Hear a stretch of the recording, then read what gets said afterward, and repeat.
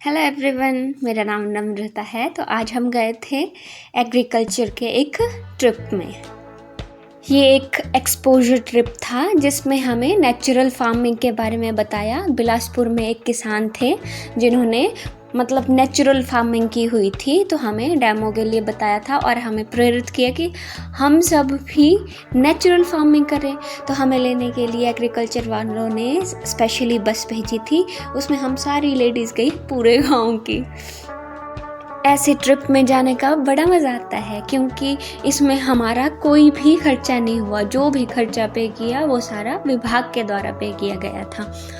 जैसे बस का किराया भी उन्होंने दिया, हमारे दिन के लंच का इंतज़ाम भी था और चाय वगैरह, जूस वगैरह सब कुछ हमें विभाग की तरफ से मिला। तो सबसे पहले यहाँ पर हमें बताया गया कि हम जा किस लिए रहे हैं। जो ऑफिसर्स थे उन्होंने बताया कि हमें नेचुरल फार्मिंग के बारे में बताएंगे। अब मैंने तो सोचा था ऑर्गेनिक फार्मिंग और नेचुरल फार्मिंग सेम है, बट नहीं, ऑर्गेनिक फार्मिंग अलग है और नेचुरल फार्मिंग अलग है। तो हम पहुँच गए किसान के घर जो पूरी तरह से 100% नेचुरल फार्मिंग कर। उन्होंने हमें बताया कि जो नेचुरल फार्मिंग होती है उसमें जो पशुधन है वो बहुत कम लगता है। जैसे एक देसी गाय अगर हम पालते हैं तो उससे हम 150 बीघा ज़मीन आराम से नेचुरल फार्मिंग कर सकते हैं।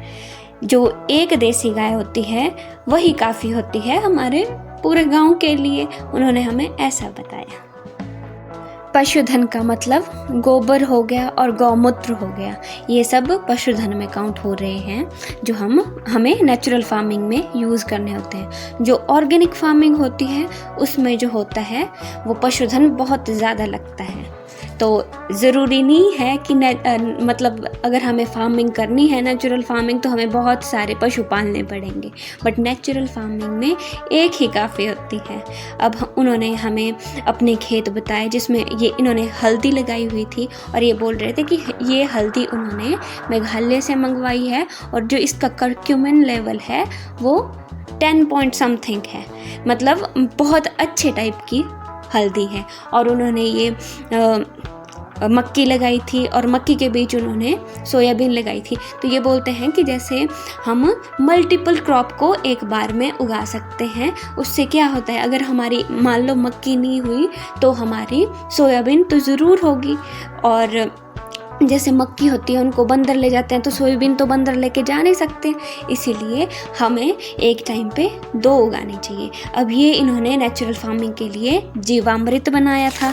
जीवामृत बनाने के लिए सिर्फ उसमें 2 किलोग्राम देसी गाय का गोबर मिलाया जाता है, जिसमें 300 ग्राम गुड़ मिलाया जाता है, फिर बेसन 1 मुट्ठी डाल देंगे। अब इसके बाद इसे क्लॉकवाइज घुमाते रहेंगे और इस मिश्रण को 4 से 5 दिन तक ऐसे ही रखेंगे और कॉन्टिन्यूसली हिलाते जाएंगे। फिर 5 या 6 दिन के बाद अब इस सब प्रोसेस में पानी का बहुत यूज़ होता है, तो इन्होंने एक पानी का पॉन्ड भी बनाया था जिसमें इन्होंने बहुत सारी मछलियों को रखा था। ये एक बहुत अच्छी चीज़ हो गई ना। इनको शौक़ है मछलियों पालने का, तो इन्होंने मछलियाँ भी रखी थी। तो ये था आज का हमारा ट्रिप जिसमें हमने बहुत सारी नॉलेज गेन की नेचुरल फार्मिंग से रिलेटेड। अब टाइम था घर जाने का, तो हम सब बस में बैठे और घर आ गए। Thank you so